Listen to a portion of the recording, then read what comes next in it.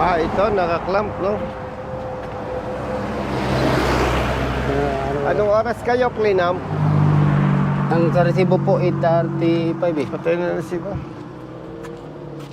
Nandyan kayo? Opo, nandiyan po kami Lumaglam. sa loob. Hindi nyo naramdaman? Ayun. Kasi nakita namin sa idol, sir. Dito na, sir. Sama, sir. Thank you, sir. Ingat kayo. Thank you, sir. Thank you po. Thank you, sir.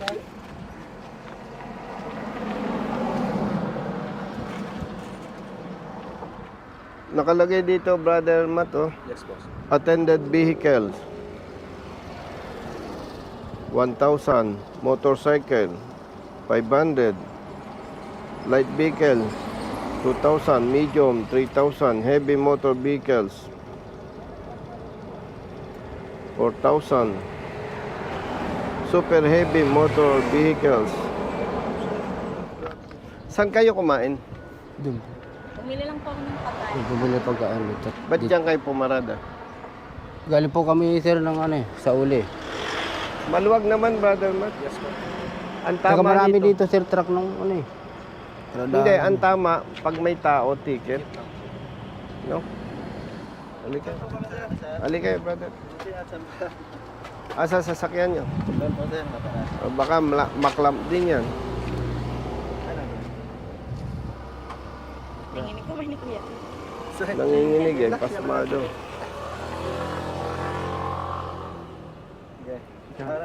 Okay.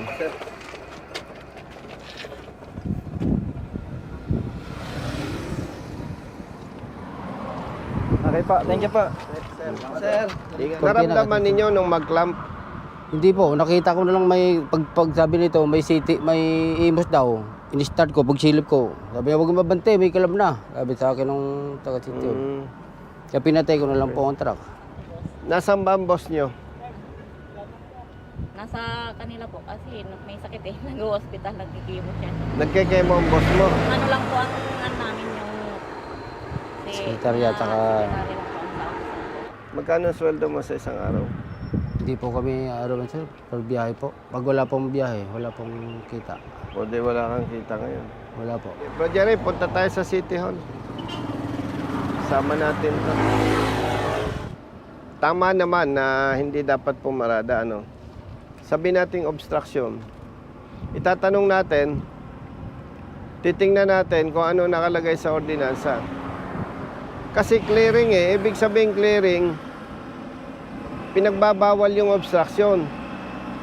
Eh, nag-club sila. Ay lalo nang lumala. Lalo nang nag-obstruct. Parang mahirap i-justify yun. Parang ang dating sa nag-iisip, pera-pera lang. May picture ka nung operatiba, yung mga taong Upo. patingin. Patunay na nandito kayo. Oh, tama. Kasi kung wala kang nakipakitang picture, baka nagkukwento ka lang o nagdadahilan ka lang. Yan po sir. Salamat po. Ay, oo. Brother Jerry, oh. Medyo maliwanag lang. Pero yan, oh. May operatiba. Importante, may ebidensya tayo Opo. na nandyan ka. Kasi, kung wala ka, may katwiran sila na mag-clamp. Tama po. Misis, may mga lakad pa kami, ano? Sacrifice ka muna, huwag ka munang kumain. Kami naman, di pa rin kumain. Isasama ko yung mister mo. Okay? Sige, sama ka sa amin.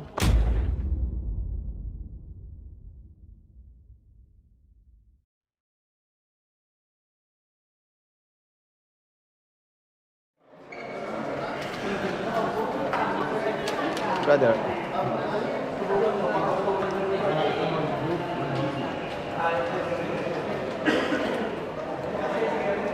Mataas.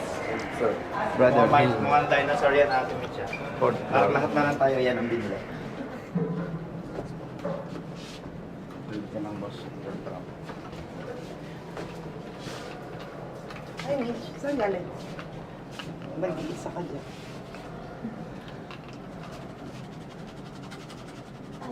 Hello. Kumusta? Kaya tawag niya. Fourth floor kami. Oo, okay na yun. Kinuha ko lang yung number. Lagi ko pa pinanonood yung... Oo, hinawa ko ako kasi. Ito na kami, ha? Sige po, sir. Good afternoon, Congressman Busita. Nandiyan yung happy nyo. Ay, sir, sorry. Wait lang po. Okay. Pasok kayo, sir. Thank you. Halika. Ay, good afternoon. Si Hepe. Yung chief ninyo, nandyan? Nasa field po ngayon. Nasa field. Sinong assistant niya kaya? Yung assistant? O kahit sa operation? Sa operation po sa Ramboy. Brother, good afternoon. May tumawag sa aming opisina truck driver. Pwedeng makita yung ordinansa nyo. Apo. Yung sa clamping. Apo. Patingin. Driver, namumukhaan mo sa kanila kung sino yung nag-clamp o yung kasama. Hindi ko po nakita nga po kung sino, Hindi, may picture ka. kung sino po naglam ng... Hindi, patingin kung sino yan. Ito, sino to? Isa po sa nag-ano po namin. Tao ninyo, no? Opo. Ito ba ang nagbigay sa'yo ng resibo? Hindi po, yung isa po. May pangalan ba dito? Sino itong si MS and DR?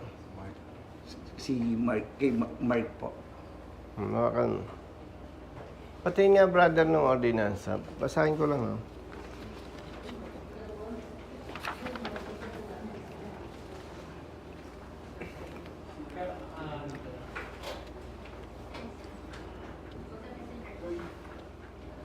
The provision of this ordinance shall cover the clearing of all public roads, including all sidewalks, streets, avenues, alleys, bridges, pedestrian lane, parks, and other public places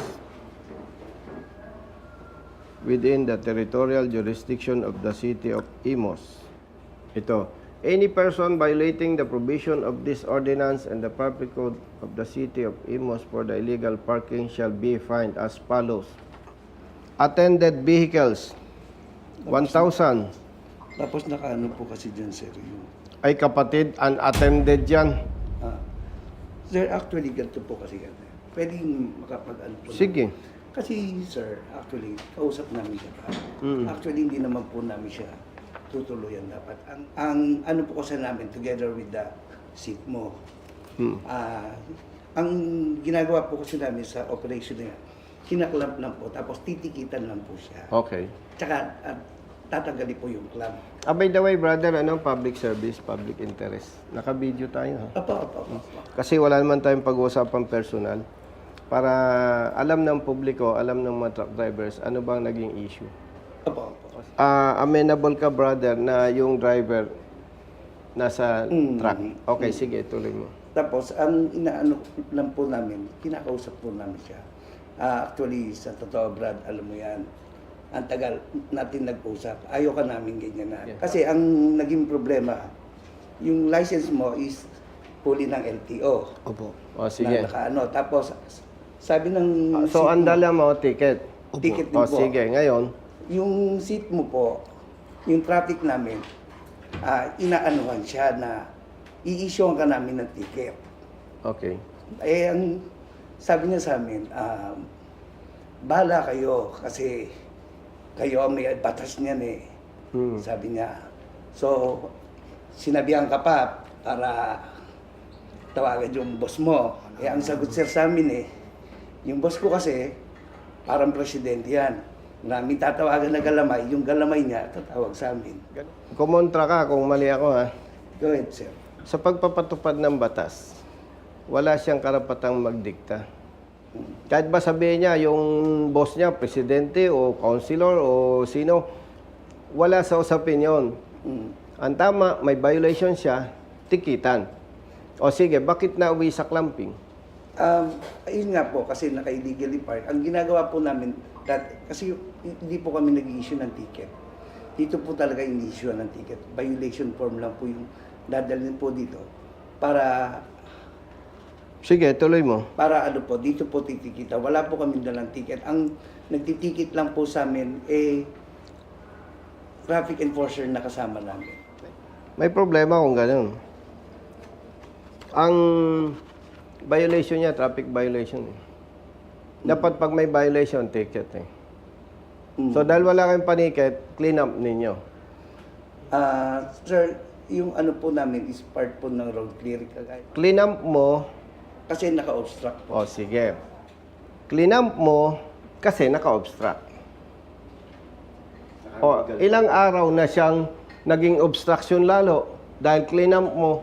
Pero malinaw, hindi po ninyo naiintindihan yung purpose ng ordinansa. Why? Ay clean up mo eh. Ay di mas malaki pang problema sa inyo. Lalo ninyong ginawang obstruction. Kailan ka nahuli? Kagabi? Alas 8. Alas 8 ng gabi. O di ang nangyari, pinalala mo yung obstruction, tapos may kurbada doon. Pag may na-aksidente, baka sisisihin pa natin siya. Samantalang kapatid, kung naiintindihan natin yung ordinansa, sabi dito, kapag attended, ang mumultahan niya, 1,000 pesos. Ang tama nito, sundin nyo yung pagpapatupad base sa idinidikta ng ordinansa.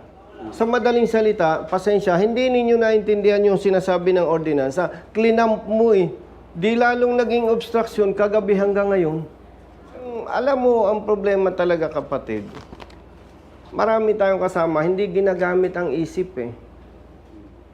Napag-alaman ko, yung boss niya pala, nagdadialysis eh. May malubhang sakit eh. Ang request ko sa inyo mga kapatid, intindihin ninyo yung ordinansa. O, baka hindi nyo alam. Pag hindi nag-settle ang driver, pwede kayong mag-report sa LTO. Alarmado siya. Ibig sabihin, sa ayaw at sa gusto niya, mapipilitan siyang mag-settle ng 1,000.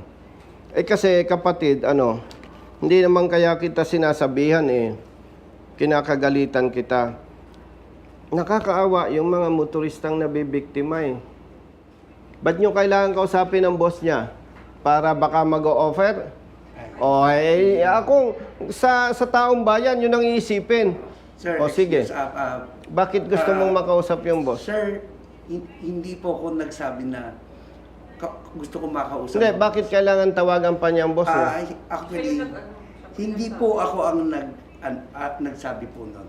Ang inaano ko po, yung sabi ng enforcer, para makausap niya po ang boss niya regarding po sa nangyayari. Pero wala Ganito po. nga kapatid, sa pagpapatupad ng batas na kapatulad nito, walang pakialam ang boss niya. Hindi ito trabaho ng congressman. Nakakaawa lang yung katulad niya na base doon sa tawag niya, wala akong makitang tamang dahilan eh. Kung ako ang mayor, masasabon ko kayo. Kumbaga, mas malaki pa ang violation nung nag-clamp eh. Pati yung team leader eh. Sana, wag na ninyong gawin ito kapatid. Katulad niya, tigil sa hanap buhay, no work, no pay. So by the way, gentlemen and ladies, hindi ko kinu-question ang ordinansa. Ang questionable, kung paano nyo ipinapatupad. Pasensya, hindi ko nahihingin yung iba pa ninyong katwiran. Kasi base sa ordinansa kapatid, very clear, mali ang ginawa po ninyo. Eh, nakarating pa sa kanya, 5,000 ang babayaran niya. May nagsabi sa'yo? Ito po. Isabi po sa akin, nakalagay po dyan na 5,000. Oh. Mali. Attended eh. Ito po. So, nakalagay dito kapatid, attended, di ba? At na-witnessan mo sa pag-uusap. Nagkaharap-harap, di ba? So, ang babayaran niya, 1,000 lang. Sa ano po kasi ito? Sa truck, kaya 5,000. Hindi, kung kapatid, kung walang driver. Kung walang driver. Oh. Ay, ang pagkalam niya, 5,000. Siyempre, usapan tayo naman, hindi lang kahapon pinanganak. Hindi ko naman sinasabing kayo ganon. Pero sa sitwasyong ganon, 5,000, ang laki nun ah. Kung ito ay may diskarte, boss, ba pwede pag-usapan ng... Yes. Kung hindi rin naman po kasi matigas yung ulo ni sir, pinapaalis naman po din sila sir para hindi matuloy. Hanggat maaari naman po ayaw namin. Wala. Kapatid, excuse me, unang tanong, nandun ka ba? Andun po, yung una. Ay, maniwala ka sa akin. Walang sasang-ayon sa'yo, kapatid. Sir, excuse me. Yes. Nung sinasabihan po siya na iba yung naging gesture na kasi doon sa mga tropa. Yung gestures, kapatid, wala yun. Kayo, professionals, marunong, dapat may paninindigan. Kayo ang masusunod. O paano ngayon? Lumalabas, kayo pa ang mali. Pasensya kapatid, hindi acceptable yung sinasabing matigas ang ulo. Pinapalis, ayaw umalis. Base po sa nangyari, ano po yung, wala po ba siyang pagkamamali?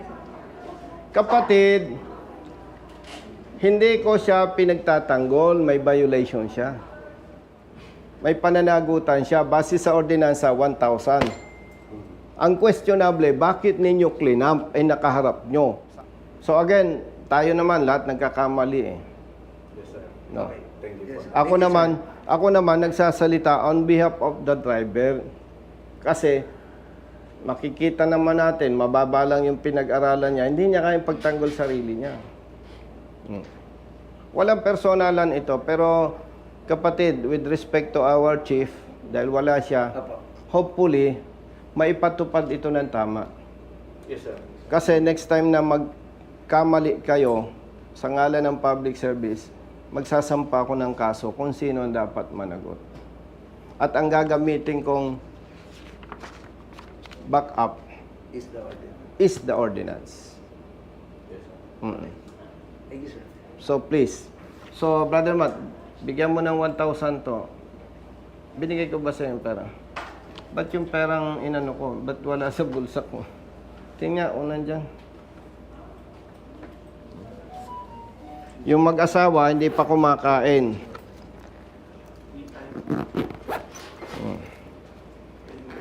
Saan ko nailagay yung pera ko? Ay, wala po. Hindi, nasa truck po mo. Wala pa ako dala. Ay, tulong po.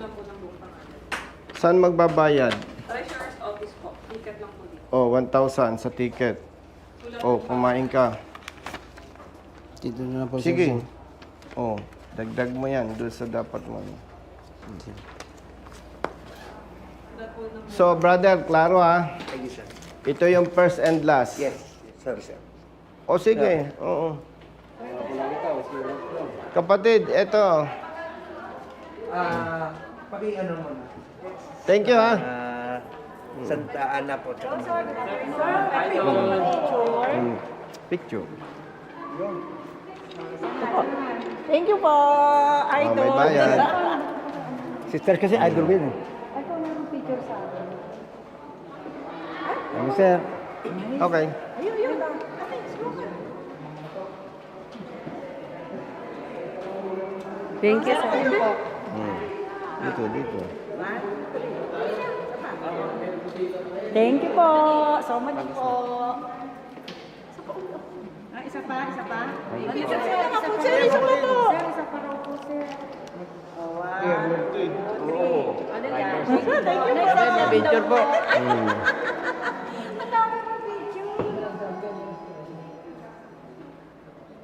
Okay. Sir, thank you ah. Thank you, thank you. Saan ba pa ba? Thank you po. Kabitain nyo kaya lahat? Opo, taga-imus.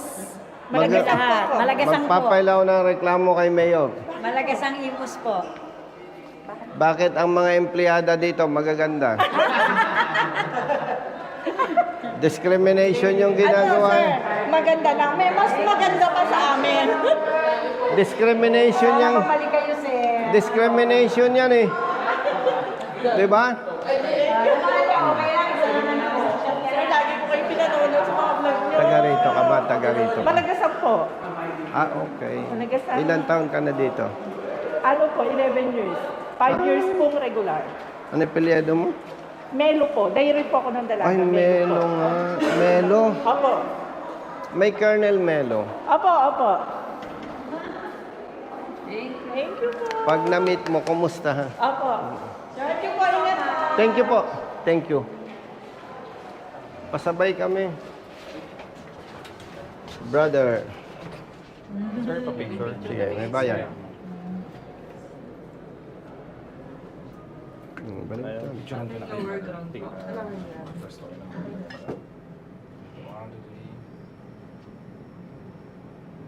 Thank you, bro. Ba't ang mga tao dito ang lalaki? Ground floor na ba? Hindi pa po. Ayun, sir. Follow ako sa sir. Thank you. Vlog ko. Anong office ka dito? Sa Vice Mayor po. Vice Mayor. Sino ba vice dito? Sa Kilayan po. Ay, First term? Up. First term, okay. Thank you. Ingat po, Arnold. Thank you ha, thank you. Brother. Ayan, okay. Saan tayo? Thank you.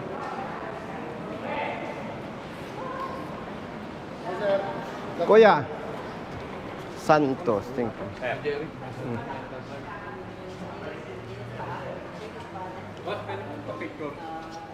Sige, siyempre. O, bababa. Thank you. Thank you, sir. Grupo tayo. Brother Matt, picturean mo kami. Picturean mo kami, gamitin. Lalagay ko sa motor ko. O, picturean mo kami, Brother Matt. Ayan, pa-picture tayo. Maganda po lakad niya. Okay naman. Sir, salamat. Thank you po.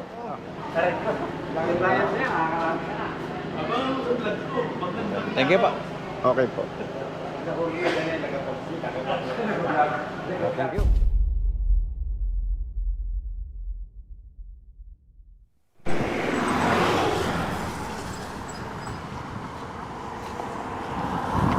O, tingnan natin.